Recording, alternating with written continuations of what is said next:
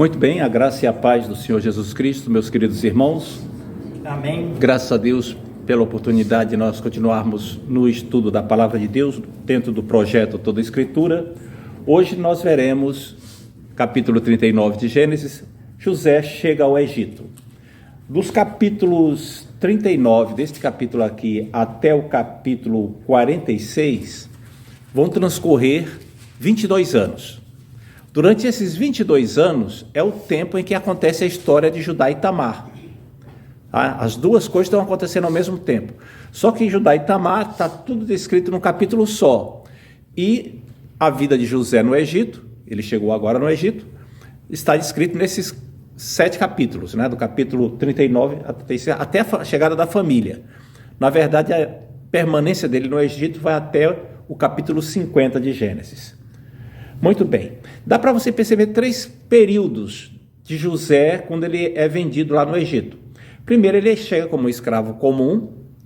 Depois, ele é promovido a gestor das coisas de Potifar. E depois, ele é promovido a gestor de todas as coisas da casa. Então, é uma carreira que vai crescendo, vai ascendendo, não é? Vamos então ler dos versículos 1 até o versículo 6 de Gênesis 39. Diz assim: José foi levado ao Egito e Potifar, oficial de Faraó, comandante da guarda egípcio, comprou dos ismaelitas que o tinham levado para lá. O Senhor era com José, que veio a ser homem próspero e estava na casa de seu senhor egípcio. Vendo Potifar que o Senhor era com ele e que tudo que ele fazia, o Senhor prosperava em suas mãos, logrou José mercê perante ele a quem servia. E ele o pôs por mordomo de sua casa e lhe passou a mão tudo o que tinha. Ou seja, ele saiu progredindo no emprego, né? E desde que o fizeram mordomo em sua casa, sobre tudo o que tinha, o Senhor abençoou a casa do egípcio, por amor de José. A bênção do Senhor estava sobre tudo o que tinha, tanto em casa como no campo. Potifar, tudo o que tinha, confiou às mãos de José, de maneira que, tendo-o por mordomo, de nada sabia, além do pão com que se alimentava. José era formoso de porte e de aparência. Então, nós temos aqui uma visão panorâmica da chegada de José, o que é que começou a acontecer. Vamos dar uma olhada em alguns detalhes aqui. Primeiro que diz logo quando ele foi levado para o Egito. O que era o Egito? Nós conhecemos o país até hoje. Mas, quando você raciocina em termos de Egito hoje em dia, você não tem facilidade de perceber o que era o Egito naquela época. Você imagina um país que tem o poderio militar e econômico dos Estados Unidos misturado com a qualidade econômica da França e Alemanha juntos. Isso era o Egito. Uma potência extraordinária.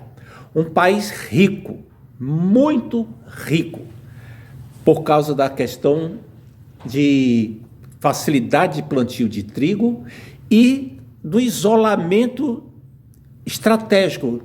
Não havia fronteiras do Egito com países que o ameaçassem. Ele tinha no norte o mar Mediterrâneo, no sul as montanhas e florestas que vão dar naquilo que hoje é o Sudão, por ali não tinha país nenhum que o ameaçasse. Do lado oeste, onde tem o deserto da Líbia, é um deserto intransponível, e do lado leste tinha o deserto do Sinai. Então ele não era ameaçado por ninguém, não tinha que se preocupar com guerra. Ele se desenvolvia. Isso criou dentro do Egito classes econômicas ricas. Aliás, algumas classes eram tão ricas, que parecia abuso. Era abuso. E o resto da população era tremendamente pobre. Os ricos tinham casas de 2, 3 andares, louça bordadas de ouro, muita coisa esculpida com prata e ouro. Eles construíram monumentos gigantescos que estão até hoje. Você imagina uma pirâmide daquela, de 150 metros de altura praticamente? Uma pirâmide de 150 metros de altura, com blocos gigantescos de pedra, trazidos de barco, de montanhas distantes, Como é que se juntou esse material todo para fazer aquilo tudo? E são várias pirâmides, esfinges, templos suntuosos que estão aí até hoje. Era muito poderio. Foi lá, então, no auge desse momento, que José chegou. O Egito estava no auge, uma potência enorme. Muito bem. Aí ele chegou lá. E lá tinha o Potifar, que era o comandante da guarda. O comandante da guarda, ele era o encarregado da segurança, da tropa que fazia segurança de Faraó. Depois, na época dos romanos, teve o nome de guarda pretoriana. Ele morava no próprio ambiente do palácio. A gente diz que aqui é a casa do comandante da guarda, mas quando você vê lá no capítulo 40, no versículo 3 e 4, diz que a casa era lá junto à prisão. Ou seja, ele morava no complexo do palácio onde tinha um quartel. E nesse complexo do quartel ficava a casa do Potifar. Os registros arqueológicos indicam que tinham senhores ricos que tinham de 30 a 80 escravos em casa. Então, o Potifar era um desses. Os escravos viviam na parte térrea do térreo e os senhores ficavam no segundo e terceiro andar das casas. Era uma potência econômica muito grande. E a gente encontra uma observação. O Senhor era com José. Isso está repetido nos versículos 3, 5, 21 e 23. E aqui está a chave para a gente entender o progresso de José. Ele progrediu daquela maneira, não foi graças à sua capacidade apenas. Deus deu capacidade a ele. E Deus abençoou. E foi porque o Senhor era com ele. Deus tinha propósitos nisso e foi abençoando para que ele fosse progredindo. Essa coisa ficou tão marcada na história de Israel que Estevão, já depois de Cristo, quando ele faz aquele discurso lá para o sacerdote, ele fala, lá no capítulo 7 de Atos, os patriarcas invejosos de José venderam-no para o Egito, mas Deus estava com ele. Ele repete o refrão, Deus estava com ele, Deus estava com ele. Muito bem, no versículo 3 a gente diz que Potifar foi inteligente. Vendo que o Senhor abençoado José, foi colocando tudo nas mãos de José. Talvez Potifar tivesse consciência da fé de José. O que acontece é que no Egito, os milionários da época, os ricos, procuravam pessoas para os servir. Eles tinham essa ideia na cultura. Homens cheios de poder divino, como José, para gerenciar suas coisas. Eles acreditavam na influência dos deuses. Então eles acreditavam que os deuses estavam influenciando um determinado escravo para um determinado serviço. E eles se aproveitavam disso. Não é que Potifar cresce no Deus de José. Ele acreditava que José era um abençoado pelos deuses. E foi se aproveitando disso. E aí chega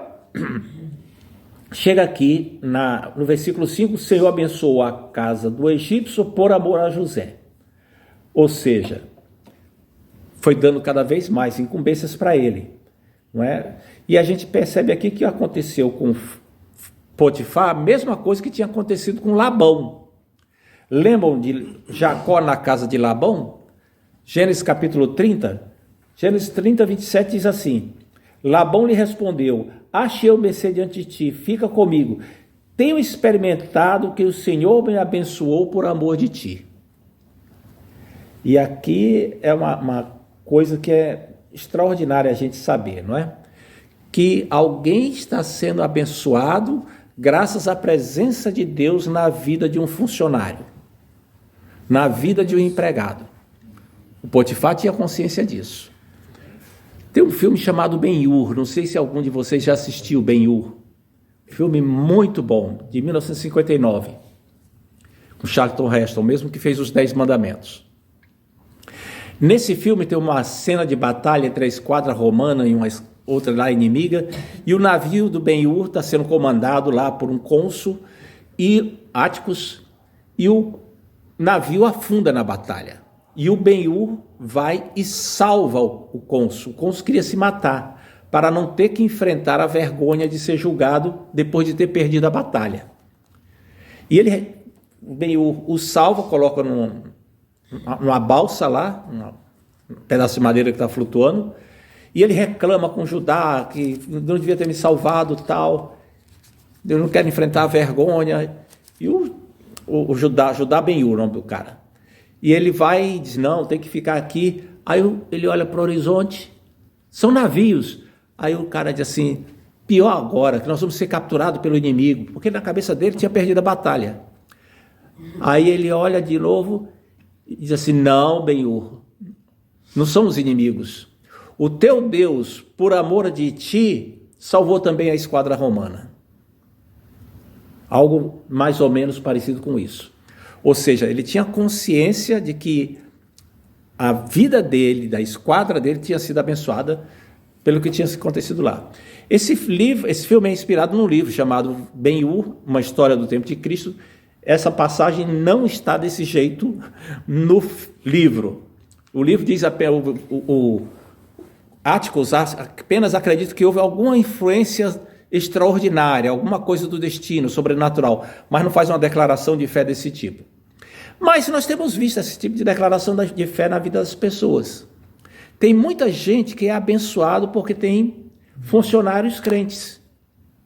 Deus abençoa e o patrão não quer se livrar dele, não quer deixar ele ir, trata bem, porque sabe que as coisas estão prosperando. E aí a gente fica pensando, né? Será que eu sou um desses? Será que eu sou o tipo de pessoa que abençoa o ambiente onde está? O meu trabalho é abençoado porque eu estou ali? A bênção de Deus sobre mim se reflete naquilo que eu faço? Eu conheço algumas irmãs que trabalham na questão de manutenção de residências aqui, e elas dizem que quando chegam na casa, elas já fazem uma oração para Deus abençoar aquele lá, Deus proteger, etc. Tal, para que a bênção de Deus se reflita ali também. Isso é um testemunho maravilhoso, um testemunho muito abençoado. Muito bem, e aí diz no versículo 6 que o Potifar nada sabia além do pão com que se alimentava. Ou seja, o José participava de tudo, mas na hora das refeições o faraó comia separado. Ele só tinha as coisas dele lá separado. O José não se metia naquilo. Por quê? Porque para o egípcio era errado se misturar com os asiáticos, com os povos que vinham da Ásia. Eles comiam separado. Você vai ver isso lá no capítulo 43, quando José, fazendo de conta que é um egípcio, ele come na mesa com os outros egípcios e os irmãos deles estão separados. Por quê? Porque ele está fazendo de conta que é um egípcio ali, está passando por egípcio e não podia se misturar. É a divisão de classes, de etnias, racismo já naquela época. Diz também no versículo 6 que o José era formoso de porte e de aparência. Ou seja, ele tinha uma postura bonita, uma postura elegante, o andar elegante, e era bonito de fisionomia. Quando a gente lê isso daqui, a gente lembra de outra pessoa que a Bíblia se refere também como sendo formoso de porte e de semblante. A mãe de José, Raquel, é a única outra pessoa no Antigo Testamento, na Bíblia inteira, que recebe a mesma descrição. Ambos eram bonitos, de porte e de fisionomia. E aí a gente fica dizendo assim, então é aquele negócio, né? Tal mãe, tal filho, né? O filho herdou a elegância, o porte elegante, a estatura e a beleza da mãe também. São detalhezinhos que a gente vai vendo assim na Bíblia, que às vezes passa desapercebido, né? Mas a gente percebe aqui que José herdou aquilo ali. O ponto a gente levantar aqui é o seguinte: José era bonito pra caramba, bonitão, elegante, andava de uma forma bonita. A gente não tem outras descrições dele, mas chamava a atenção. Tanto é que chamou a atenção da mulher de Potifar. E aí a gente tem que pensar o seguinte: será que às vezes a beleza da gente ou de alguém pode servir de pedra de tropeço para outras pessoas? E a gente percebe que tem gente que exagera tanto na ostentação da sua beleza, tem beleza, mas exagera tanto que acaba servindo de pedra de tropeço. E aquela beleza toda acaba servindo de pedra de tropeço para ela própria, porque desenvolve vaidade, e a vaidade é uma pedra de tropeço. A pessoa fica vaidosa da sua própria formosura e ostenta e acaba atrapalhando a vida dela e de outras pessoas. Isso acontece muito. Na nossa época, então, que é uma época que se valoriza muito a aparência, isso se vê demais, né? Muito bem, vamos ler dos versículos 7 até o 10 agora. Diz assim: aconteceu depois destas coisas que a mulher do seu senhor pôs os olhos em José e lhe disse: deita-te comigo. Ele, porém, recusou e disse à mulher do seu senhor: teme por mordomo o meu senhor. A palavra mordomo, ela significa o servo maior, tá? Aquele que é o encarregado de toda a casa. Mordomo na nossa cabeça, às vezes é aquele que abre a porta para a visita entrar, né? O Jarbas. Na maioria dos filmes antigos, o nome do mordomo era Jarbas. Então era aquela pessoa que abre. Mordomo não é aquilo ali. Nos filmes aparece o mordomo abrindo a porta. Por quê? Porque é o único servo que tem o direito de transitar pela casa toda. Ele vai inclusive na sala das visitas. Por isso é que ele é que abre a porta. Ele tem autoridade para isso. Tá? Então, essa era a posição do José. Teme por mordomo o meu senhor, e não sabe o que há em casa, pois tudo o que tem me passou ele às mãos. Ele não é maior do que eu nesta casa, em nenhuma coisa me vedou, senão a ti, porque és sua mulher. Como, pois, cometeria eu tamanha maldade e pecaria contra Deus? Falando ela a José todos os dias, e não lhe dando ele ouvidos para deitar-se com ela e estar com ela. Aqui a gente vê então que a mulher agora está com os olhos aficionados em cima do José. A literatura egípcia antiga foi muito preservada nos papiros. O clima seco do Egito fez com que os papiros pudessem ser preservados e eles estão aí até hoje. Aliás, eu esqueci de comentar quando eu falei do Egito, da riqueza lá, tem muitas coisas do Antigo Egito aqui no Museu Fine Arts, aqui em Boston. E você indo lá, você encontra coisas como, por exemplo, unhas postiças de ouro. Conhece unhas postiças? Você vê, lá tem as unhas postiças de ouro que as egípcias usavam. E uma série de papiros e uma opção de coisas que tem lá, entre outras, né? E na literatura egípcia conta-se muitas histórias de mulheres que davam em cima de empregados. A devassidão das mulheres ricas do Egito aparece muito na literatura deles. E aqui, essa história aqui não foge à regra. Inclusive, essa história da Bíblia é muito parecida em alguns aspectos, apenas alguns aspectos, com uma história egípcia do século, da dinastia, 19ª dinastia, por volta de 1225 a.C., chamado Conto dos Dois Irmãos, ou a História dos Dois Irmãos, a Lenda dos Dois Irmãos. Lá conta exatamente a história de alguém que foi levado escravo, e foi vendido para escravo para um senhor poderoso, e a mulher foi colocado como mordomo da casa, e a mulher começou a assediar essa pessoa, e ele não queria ceder, e depois a história, as semelhanças acabam por aí. Aí depois fala de animais falando também, dos deuses entrando, intervindo na história, aí entra a confusão toda. Mas tem esse enredo básico. E algumas pessoas ficam assim, vem cá, mas será que a Bíblia se inspirou nesse conto ou esse conto se inspirou na Bíblia? Na verdade, esse tipo de coisa sempre aconteceu.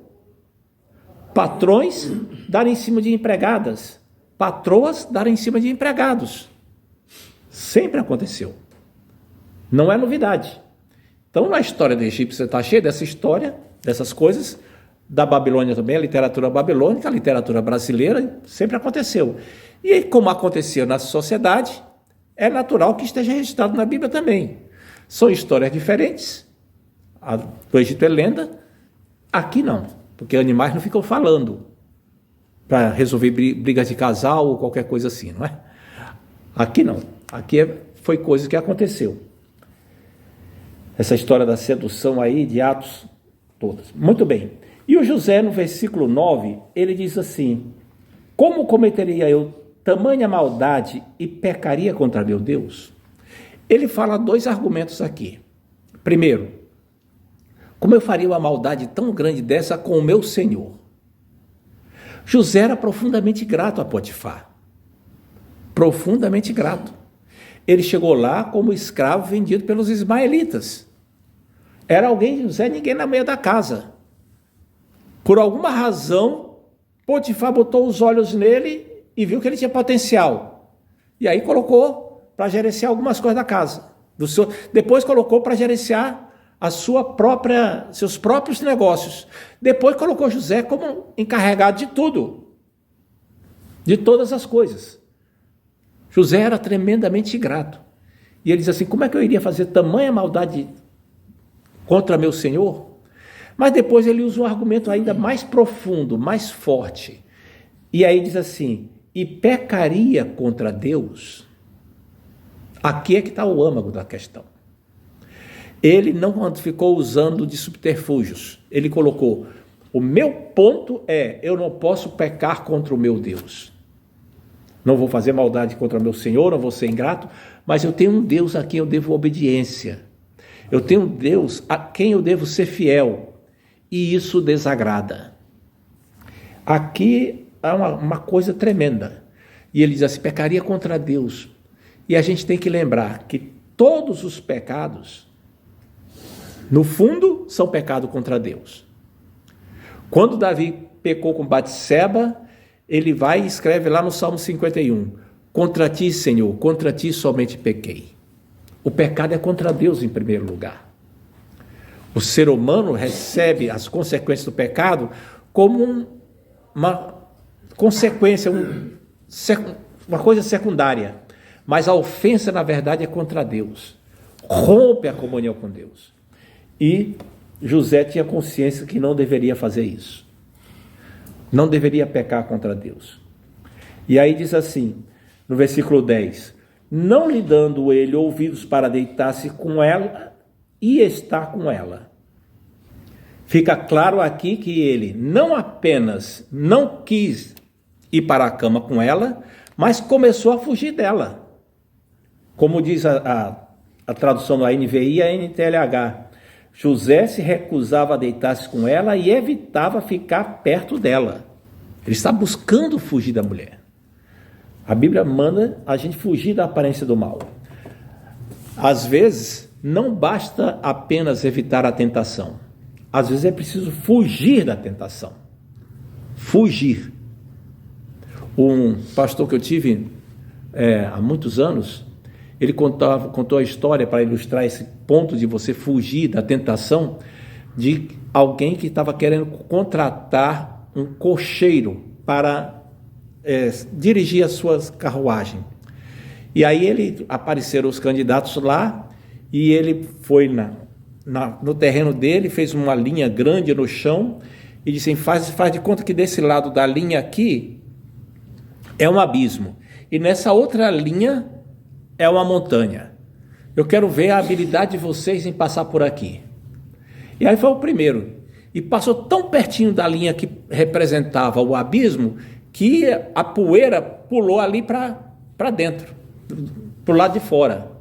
E todo mundo ficou admirado da habilidade dele de ficar tão alinhado assim, conseguir passar por aquela linha sem ultrapassar, sem cair no abismo, digamos assim. E cada um que ia fazendo a prova, sendo experimentado, tentava fazer a mesma coisa. Até que chegou um que fez exatamente o contrário. Quando veio devagarzinho, bem encostado, bem rente na linha que mostrava fazia de conta que era a montanha. E aí a pessoa lá que queria contratar disse assim, por que você fez isso? Eu disse, não, porque se eu fosse passar perto de um abismo, na verdade eu ia querer ficar o mais longe possível dele. Não ia querer me arriscar a ficar perto dele. E foi isso que foi o contratado, dizia a história. Por quê? Porque viu o perigo e se afastou. A Bíblia diz que o tolo, o nécio, ele vê o perigo, passa perto e sofre a pena. Outro versículo lá em Provérbios diz que há um leão solto na rua, o tolo vai, passa e sofre a pena. Tentação é uma coisa da qual a gente tem que tomar cuidado, principalmente na área sexual, porque ela afeta os hormônios, ela afeta a pessoa de uma forma que ela às vezes não tem muito controle depois que desencadeia. É difícil controlar depois que o processo começa. Então tem que evitar. E para evitar, às vezes é preciso fugir. E era isso que o José estava fazendo. Muito bem. E aí a gente vê aqui a realidade de José nesse momento. Mas José havia perdido tudo. Havia perdido a família, a esperança de uma herança, e agora estava num bom emprego, e aí vem um problema desse daí. O que é que vai acontecer? O que é que vai acontecer? A mulher agora vai estar dando em cima dele. Muito bem. Como é que a gente explica a fidelidade de José? A atitude dele não é comum, principalmente sendo um escravo.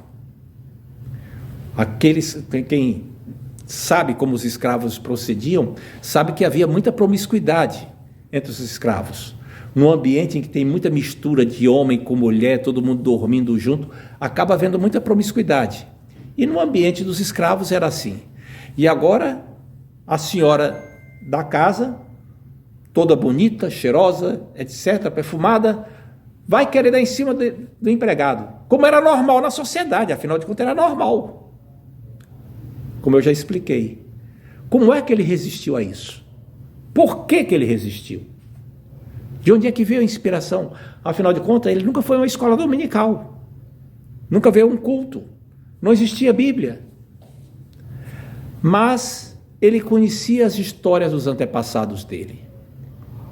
Ele conhecia o que Deus tinha feito na vida de Abraão, de Isaac e do pai dele, Jacó. Ele sabia quem era Deus, que Deus é um Deus ético, que tinha dito para Abraão, anda na minha presença e ser perfeito. Que Deus não tolera o erro, que Deus repreende e que Deus é fiel. José lembrava dos sonhos que tinha tido. Ele lembrava dos sonhos que tinha tido. José sabia quem era Deus. E foi isso que deu a ele consistência espiritual para resistir. Isso é que deu a ele forro. E aí a gente tem que pensar nisso. Eu tenho que conhecer a Deus em intimidade. Glória a Deus. Eu tenho que conhecer a Deus pessoalmente, assim, em momentos a sós com Ele. E tenho que ajudar minha família a conhecer a Deus. Não é conhecer tanto sobre Deus. Não é fazer um curso de teologia. É conhecer a Deus. Amém, Jesus. Quem é o Senhor? Isso é experimental. É no momento entre eu e Ele. Eu orando, lendo a Bíblia e pensando no Senhor e pedindo a presença dEle mais profundamente na minha vida. Isso é que me fortalece. E era isso que José fazia. Amém. Versículos 11 a 16. Sucedeu que certo dia, vindo ele à casa para atender os seus negócios, ninguém na casa estava presente. Quer dizer, ele foi tratar dos assuntos que ele era encarregado. E aí não tinha ninguém em casa. Sumiu todo mundo. O que será que essa mulher aprontou? Sumiu todo mundo. Então ela o pegou pelas vestes e lhe disse, deita-te comigo. Ele, porém, deixando as vestes nas mãos dela, fugindo para fora. Vendo ela, ou seja, a mulher usou de violência, né? Vendo ela que ele fugira, mas havia deixado as vestes na mão dela, chamou os homens da sua casa e lhes disse, vede, trouxe-nos meu marido, esse hebreu, para insultar-nos. Veio até mim para se deitar comigo, mas eu gritei em alta voz. Ouvindo ele que eu levantava a voz e gritava, deixou suas vestes ao meu lado e saiu, fugindo para fora. Conservou ela junto de si as vestes dele, até que o seu senhor tornou a casa. Ou seja, José agora é acusado de tentativa de estupro da mulher do comandante da guarda de Faraó. Que destino é que espera esse camarada? Normal. E a primeira coisa que chama a atenção aqui é que a mulher, que estava tão vidrada pelo José, tão apaixonada por ele, de repente ficou irada contra ele. Ou seja, aquilo que era amor se transformou em ódio. Aquilo que era paixão, amor não, aquilo que era paixão se transformou em ódio. O que é que a gente vê aqui? É que, mais uma vez, a Bíblia é tremendamente realista no que diz respeito à natureza humana. A gente vê o que aconteceu com Amnon, filho de Davi, e Tamar. Amnon queria possuir Tamar de qualquer maneira. E assediou-a, possuiu-a, estuprou-a, e depois que ele a violentou, está lá em 2 Samuel capítulo 13, e diz assim: era a maior aversão que sentia por ela que o amor que lhe votara. Eles votaram, quer dizer que ele fez votos de amor para ela, esse estuprador. Mas depois que ele se realizou sexualmente, sentiu uma aversão tão grande que ela colocou para fora e ela pediu para não ir embora. Ele chamou um empregado e mandou escorraçar ela porta fora. Isso é comum no mundo, na existência. O estuprador, a pessoa que assedia, depois ela fica com ira da pessoa que foi abusada. Tem nojo da pessoa que foi abusada. Isso é normal.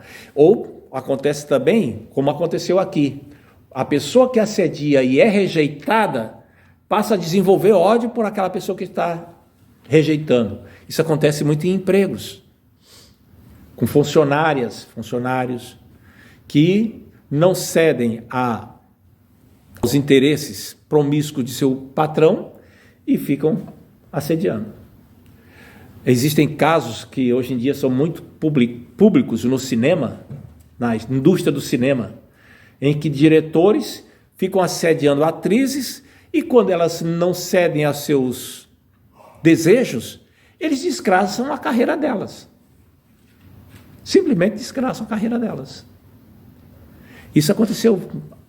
Diretores famosos, um dos casos mais famosos é do Hitchcock, daquela atriz que filmou Marnie, ou foi os Pássaros, não me lembro qual foi dos dois filmes.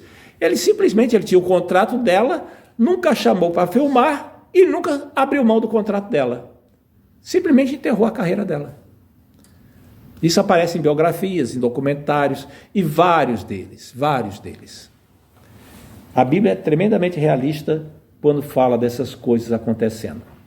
E a gente vê essa coisa que está acontecendo aqui, mas o José, ele estava tão leal, tão correto, fazendo as coisas tão certinho, progredindo tanto, e acontece uma desgraça dessa. O que é que vai acontecer com José agora? E a pergunta que vem na nossa mente é: será que vale a pena fazer o que está certo? Será que vale a pena fazer o que é correto? Muita gente pega pensando nessa pergunta quando está numa situação desse tipo, não é verdade? Será que vale a pena você ser correto? Não seria melhor você ceder? Mas existem dois problemas com respeito a essa pergunta. O primeiro problema é que isso demonstra uma certa miopia espiritual. A pessoa está julgando o que vale a pena ou não vale a pena apenas pelo que está no curto prazo. E a vida não se resume no curto prazo. A vida não se resume à nossa existência terrena. A vida vai até depois da existência terrena. Então a pessoa tem que julgar não apenas pelo curto prazo. É semelhante à pessoa que está andando por uma estrada toda esburacada e fica só com o farolete do carro ligado. Não liga nem o farol em luz baixa, está só com o farolete ligado. Qual a chance dessa pessoa não cair num buraco? Vai acabar caindo. Está com a luz curta demais. está com os olhos muito para baixo, está com uma miopia muito grande, só enxerga muito pertinho, vai acabar se dando mal. Quem olha só para o curto prazo não percebe que Deus tem planos de longo prazo, médio e longo prazo. José não sabia o que era para fazer, ele só sabia o seguinte: o que é o certo aqui? O certo é o que eu vou fazer. E fez. Esse é o primeiro problema com essa pergunta. O segundo problema com essa pergunta é que fazer o certo não é questão de valer a pena. A gente tem que fazer o certo não é porque vale a pena ou não vale a pena. Tem que fazer o certo porque é o certo. O nosso compromisso é com o certo. Não é com o erro. Não é com aquilo que está conveniente no momento. Não, é o certo. E existe o certo e o errado.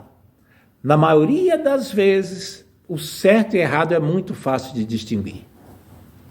Na maioria das situações, e a gente tem que zelar para fazer o certo, sem transigir com o erro. Muito bem. Vamos então agora do 17 ao 23. Diz assim, então: conservou, no verso 16 diz que ela tinha conservado as vestes até que seu senhor retornou à casa. 17. Então lhe falou segundo as mesmas palavras e disse: o servo hebreu que nos trouxeste veio ter comigo para insultar-me. A palavra hebreu aqui, ela é dita num tom pejorativo, tá? Ela não é dita no tom de alguém que é descendente de Éber, alguém, não. Ela está dito no tom pejorativo. É que nem alguns paulistas falavam assim: não, porque aquele Paraíba. Não está falando de alguém que nasceu na Paraíba, está falando de um nordestino de uma maneira geral. Hebreu aqui é o camarada chamado aquele que é imigrante, que é uma pessoa desqualificada, e ela fica xingando agora o José. Muito bem, para insultar. 18. Quando, porém, levantei a voz e gritei, ele, deixando as vestes do meu lado, fugiu para fora. Tendo ouvido as palavras de sua mulher, como eu lhe tinha dito, desta maneira me fez teu servo, então se lhe acendeu a ira. Ele ficou irado. Ficou irado. Com quem? Não está dito aqui. O narrador não colocou contra quem foi a ira. Diz que ele não mandou matar José, não executou José. O Senhor de José o tomou e o lançou no cárcere, no lugar onde os presos do rei estavam encarcerados. Ali ficou ele na prisão. Os presos do rei eram os presos políticos. José não foi lançado na prisão comum, foi lançado na prisão dos presos políticos. É uma prisão diferenciada, era uma prisão. Ficou lá acorrentado. Está lá no livro de Salmos que ele foi acorrentado. Salmo 105 diz isso. Mas não era a pior prisão, não era a prisão comum. A gente fica pensando sobre isso, né? Vamos adiante. 21. O Senhor, porém, era com José e lhe foi benigno, e lhe deu mercê perante o carcereiro, o qual lhe confiou às mãos de José todos os presos que estavam no cárcere, e ele fazia tudo quanto se devia fazer ali. E nenhum cuidado tinha o carcereiro de todas as coisas que estavam nas mãos de José, porquanto o Senhor era com ele, e tudo quanto fazia o Senhor prosperava. Note quantas vezes tem aqui que o Senhor era com ele, o Senhor prosperava, o Senhor estava dando sucesso. O sucesso estava perseguindo esse homem. É que nem a bênção de Deus que sai perseguindo o crente. Muito bem. José foi lançado lá naquela prisão lá dos presos políticos. E aqui, ele não só não era tão maltratado quanto os presos comuns, mas durante os anos que ele ficou lá na prisão, ele pôde conviver com pessoas que conviviam no palácio. Ele começou a conhecer as pessoas que conviviam no palácio. E José foi tomando conhecimento dos hábitos do palácio, da maneira de falar do palácio, de como era que as pessoas do palácio se comportavam. Coisa que ele não poderia fazer se tivesse ficado apenas na casa de Potifar. Na casa de Potifar, ele tinha chegado no máximo que poderia chegar. Mas agora Deus estava preparando ele para ir mais além. Né? Normalmente, ele deveria ter sido executado, morto. Por que é que ele não foi executado? Uma resposta mais simples é porque talvez tivesse uma pulga atrás da orelha do Potifar. Eu conheço como é que são as mulheres egípcias. Sei que minha mulher passa muito tempo sozinha em casa. Sei que José é bonitão, mas sei que ele é uma camarada muito correto. Mas eu sei que ela é uma mulher da sociedade. Pode ter sido isso. Ou, mais provavelmente, Deus colocou essa dúvida no coração de Potifar para que José fosse preservado da morte e assim o plano de Deus na vida de José se cumprisse. E aí, Potifar não apenas não mandou matar José, mas colocou lá numa prisão onde ele pôde prosperar. Caiu nas boas graças lá dos carcereiros, né? E aí no versículo 21 tem uma expressão, diz assim: o Senhor, porém, era com José e lhe foi benigno. Note o porém aqui. Porém, ou seja, um monte de desgraça acontecendo, porém Deus estava com ele. Porém o Senhor estava abençoando. E aqui tem uma expressão que é interessante, assim, porque o Senhor estava com ele na prisão e foi benigno. A palavra benigno é a tradução daquela palavrinha que de vez em quando eu falo aqui, a palavra hebraica hesed. Hesed, que é traduzido por misericordioso, misericórdia, benignidade, bondade, traduzido por várias palavras na Bíblia. E o conceito dessa palavra na Bíblia é o amor leal de Deus para com aqueles com quem ele tem aliança. O amor leal de Deus para com aqueles com quem ele tem aliança. Então, é como se estivesse dizendo assim: José continuou a se sair bem, mesmo encarcerado, porque o Senhor estava com ele na prisão e nele se manifestou o amor leal de Deus para com aqueles com quem ele tem aliança. E aqui vale a pena a gente lembrar que nós somos alvo desse amor, porque nós temos uma aliança com Deus em Cristo. Muito bem, versículo 23 diz que o Senhor era com ele e tudo quanto fazia, o Senhor prosperava. Tudo quanto ele estava fazendo, o Senhor prosperava. Mas ele acabou indo parar na prisão. Ele acabou indo parar na prisão. Foi injusto. Foi uma injustiça. Uma coisa terrível. Mas ele foi parar lá. Como é que a gente entende essa prisão de José? A própria Bíblia dá a resposta no Salmo 105. Diz assim, que Deus então, Salmo 105, de 17 a 19. Deus, não é? Enviou um homem adiante deles, José, que foi vendido como escravo. Feriram os seus pés com corrente e ferros prenderam o seu pescoço. O Senhor o pôs à prova até chegar a hora de cumprir a sua palavra. Glória a Deus. Aleluia. Eu li na Nova Versão Transformadora.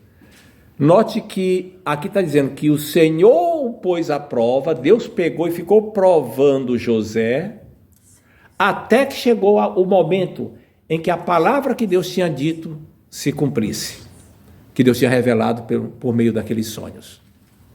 Deus estava controlando tudo, nada saiu do controle de Deus, em nenhum momento, Deus estava senhor de tudo ali, controlando desde a chegada de José lá no Egito, a coincidência com a passagem dos ismaelitas, até a ira de Potifar. E o coração do carcereiro que gostou de José e colocou ele lá em cima. Deus está controlando tudo. As circunstâncias da vida de José são as circunstâncias da vida de um servo de Deus. E aqui, saiba que Deus controla a sua vida da mesma maneira. Deus está controlando os seus passos. Não existe acaso na vida de um servo de Deus. Não existe acaso. Não existe. Tudo está sob o controle de Deus. E mais, não só sob o controle de Deus, sob a direção dele. Ele está mais do que controlando apenas. Ele está intervindo em cada detalhe. Glória seja dada ao nome do Senhor Jesus. Nós já vimos algumas considerações práticas aqui, que a gente pode falar para a nossa vida, mas eu quero ainda abordar 4. Primeiro, eu já falei dela, mas vou falar novamente, só em termos de perguntas, como uma aplicação prática. Nossos patrões ou superiores percebem que nós somos fontes de bênção para as suas vidas? É uma pergunta que nós temos que responder. Eu sou uma pessoa que testemunha a bênção de Deus no lugar onde eu estou? Ou eu sou uma pedra de tropeço e fico fazendo pelo meu comportamento que meus superiores não queiram contratar crentes porque eles podem ser igual a mim? Isso envolve você ser zeloso do seu trabalho. E o ensino do Novo Testamento é você trabalhar para o seu patrão humano como quem trabalha para Jesus. Esse aqui é o ensino bíblico do apóstolo Paulo. E a bênção de Deus vai prosperando. A segunda lição, já falei também, que nós devemos ficar alertas quanto às tentações que sofremos ou podemos provocar. Muitas mocinhas na igreja se vestem de uma maneira sensual demais, em algumas igrejas, graças a Deus a nossa igreja não tem esse problema, mas em algumas igrejas tem, e depois que eu digo assim, não, o problema é de quem olha. Não. Na verdade o problema é seu. Você está sendo usada pelo diabo como pedra de tropeço. Você está com sérios problemas. Você está se deixando usar pelo diabo para servir de pedra de tropeço para outras pessoas, para os rapazes. E tem rapazes que procedem assim também, começam a fazer musculação, vão na academia, com roupas apertadinhas e ficam se insinuando para as moças. Já viram esse filme, né? Também estão servindo de pedra de tropeço. Então você tem que estar alerta quanto às tentações que sofre e também quanto àquelas que provoca. Terceira lição. Nós devemos desenvolver uma resiliência espiritual ao enfrentar tribulações. Deus está presente em meio à adversidade. José tinha tudo para ficar revoltado. Tinha tudo para jogar a fé dele para o alto. Mas ele não fez. Ele preferiu ficar fiel. Ele preferiu continuar, não apenas não pecar, mas mesmo depois que ele estava na prisão, ele continuou servindo a Deus. Continuou com a vida espiritual dele como ele podia. No meio das tribulações. Tribulações fazem parte da vida. E muitas vezes elas vêm sob forma de injustiças, perseguições, como a que José sofreu. E aí? E aí a gente tem que se socorrer do Senhor. Saber que Ele está presente. No meio da tribulação, Ele está conosco. Ele não nos abandonou. Deus não é o tipo do amigo que está conosco só quando as coisas estão bem. Não, pelo contrário. Ele controla a quantidade de problema que a gente vai sofrer. Ele controla isso daí. Existe um mistério no sofrimento injusto. Existe um mistério no meio dessas coisas todas, que é quando termina a tentação e começa a aprovação de Deus. Eu estava falando com o Michel no domingo aqui, depois do culto, rapidamente sobre essa questão. Uma mesma coisa, uma mesma circunstância, às vezes, é usada pelo diabo para nos fazer pecar. Mas Deus está usando aquilo ali para nos fortalecer. Como é que pode a mesma coisa ser assim? É mais ou menos como você vai na academia. Quando você vai na academia, você pode pegar e levantar um peso compatível com a sua força. Aquilo ali, o seu instrutor está controlando, para que você possa ser fortalecido.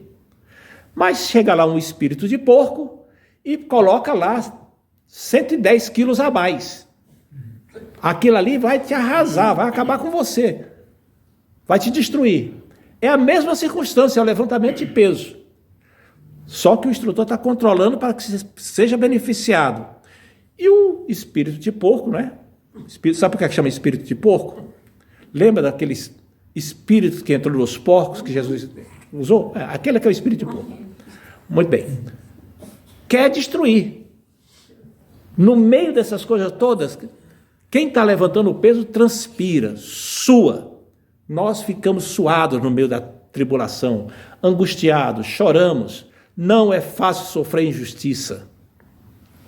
Não é fácil ser discriminado. Não é fácil ser passado para trás. É difícil. Mas nessa hora é que você tem que se socorrer de Deus.